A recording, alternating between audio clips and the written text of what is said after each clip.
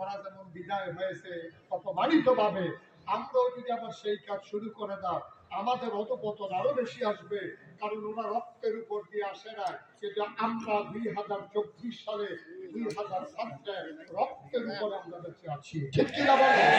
এই রক্তের অভিশাপ তুমি সইতে পারবে না, এই রক্তের ছাঁচ তুমি সইতে পারবে না। রাতের অন্ধকারে সারাদিন চাঁদাবাজির উপরে তুমি যখন ঘুমিয়ে যাবা, স্বপ্নের ভাজে তোমাকে আবু সাইদ এসে দেখে বলবে, ও চাঁদাবাজ, আমি এই জন্য আমার জীবন দেই নাই, ঠিক কিনা বলো?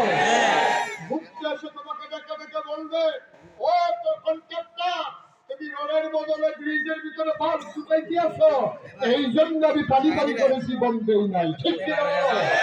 আমাদের প্রতিটা ঘটনা থেকে আমরা শিক্ষা নিয়ে আমাদের দিনগুলো হবে নতুন দিন, আমরা সাজাবো নতুন বাংলাদেশ।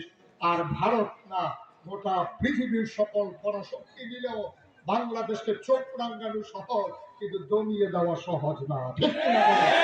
এই বদ্বীপের মানুষগুলো 56,000 বর্গ মাইলের মানুষ, আর টেকনাফ থেকে তেঁতুলিয়া, রূপসা থেকে পাথুরিয়া, এই মানুষগুলো কখনো পরাজয় মানে না, ঠিক কিনা বলো?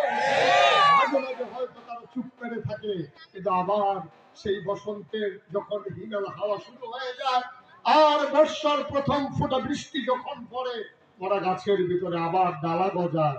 সুতরাং এই বাংলাদেশের মানুষগুলোকে যতই চেষ্টা করো, তারা স্বাধীনতা বুঝে, তারা মুক্তি বুঝে, আল্লাহর ভয় তাদের অন্তরে আছে, এই ভয় নিয়ে আমরা দুনিয়া থেকে বিদায় হতে চাই, ঠিক কিনা বলো? 33 বছর মুশতাক ফৈজি মাহফিল করে, 33 বছর দেশে দেশের বাইরে মুশতাক ফৈজি মাহফিল করে।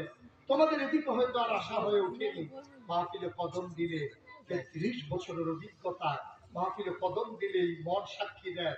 আজকেও প্রমাণ পেয়েছি, সাক্ষী হয়েছে, তোমাদের এই উপস্থিতি, তোমাদের এই আয়োজন আল্লাহ কবুল করে দিয়েছে।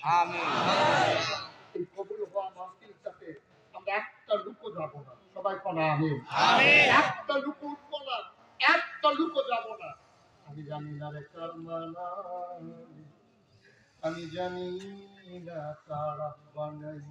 আমি মুশতাক হয়েছি, আমার আব্বা দুনিয়া থেকে বিদায় হয়েছে। বাবার কথা যখন খুব বেশি মনে পড়ে, মাঝে মাঝে আব্বার কবরের কিনারে গিয়ে বসি, নিকশ কালো অন্ধকার, মোবাইল জেলে জেলে বাবার মাথা বরাবর গিয়ে বসে গুনগুন করে কথা কই। জাগনা নাই, পাখিগুলো আপন নিরে ঘুমিয়ে পড়েছে, গরুগুলো গোয়াল ঘরে ঘুমায়, গাওয়ারিশ কুকুরগুলো নিরাপদ আশ্রয়ে প্রিয়তম স্বামী প্রিয়তমা স্ত্রীকে নিয়ে ঘুমায়, ছোট্ট শিশু মায়ের বুকে মুখ রেখে ঘুমায়। সুবহানাল্লাহ কয় না? কেউ জাগনা নাই।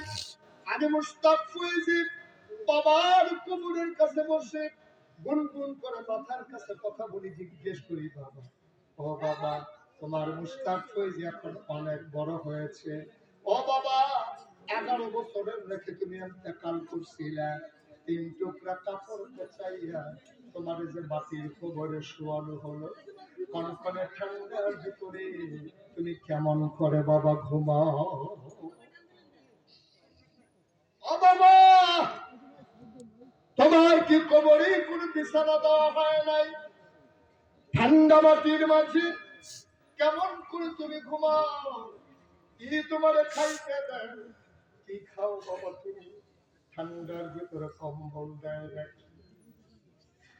আমি বাবার লগে কত কথা কই, আমার বাবা একটা কথার জবাব আমারে দেয় না, একটা কথার জবাব আমারে দেয় না। আমি চিন্তা করি, আবার বাবার কোনো কথা পাই না। এই তো জীবন। আজকে এখানে হাজারো জনতা যারা আছো, আমার মতো অনেকে আব্বা হারাইছো, অনেকে আম্মা হারাইছো, অনেকেই মা বাবা কবরে শুয়াইছো।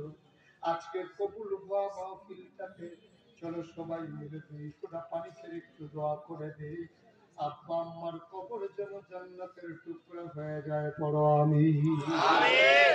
সন্তান যখন চোখের পানি ছেড়ে দেয়,